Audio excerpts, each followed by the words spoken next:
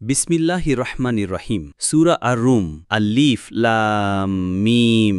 আল্লাহ ভালোভাবেই জানেন এর প্রকৃত অর্থ। গুলিবাতির রুমু, রোমানরা পরাজিত হয়েছে। ফি আদনাল আরদি ওয়াহুম মিন বাদি গলাবিহিম সায়াগলিবুনা। বাংলা অনুবাদ, পৃথিবীর সবচেয়ে নিকটবর্তী স্থানে, কিন্তু তারা পরাজয়ের পর আবার বিজয় লাভ করবে। ফি বিদঈ সিনিনা লিল্লাহিল আমরু মিন ক্বাবলু ওয়া মিন বা'দু। কয়েক বছরের মধ্যেই আল্লাহর ইচ্ছা পূর্বেও এবং পরেও সর্বশক্তিমান। ওয়া'দাল্লাহি হাক্কান ওয়ালাকিন্না আকসারান নাসি লা ইয়ালামুন।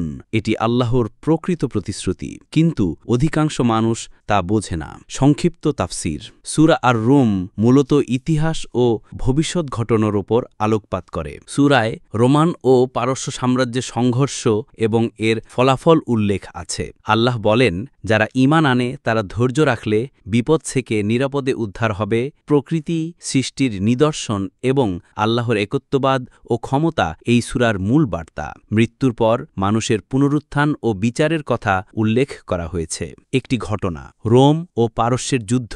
রোমান সাম্রাজ্য পারস্যের বিরুদ্ধে পরাজিত হয়েছিল। মক্কার নবীদের সময়ের মুসলিমরা হতাশ হয়েছিল। আল্লাহ নবী মুহাম্মদ সাল্লাল্লাহু আলাইহি ওয়াসাল্লামকে আশ্বস্ত করলেন যে কয়েক বছরের মধ্যেই রোমানরা বিজয় অর্জন করবে, যা পরবর্তীতে সত্যি প্রমাণিত হয়। শিক্ষা: আল্লাহর পরিকল্পনা সর্বদা নিখুঁত। মানুষ কখনো হঠাৎ বিপদে পড়লেও আল্লাহর ইচ্ছায় সঠিক ফলাফল নিশ্চিত থাকে। ইতিহাস আমাদের শেখায়, সবর ও ঈমান রেখে আল্লাহর দিকে ভরসা রাখা উচিত।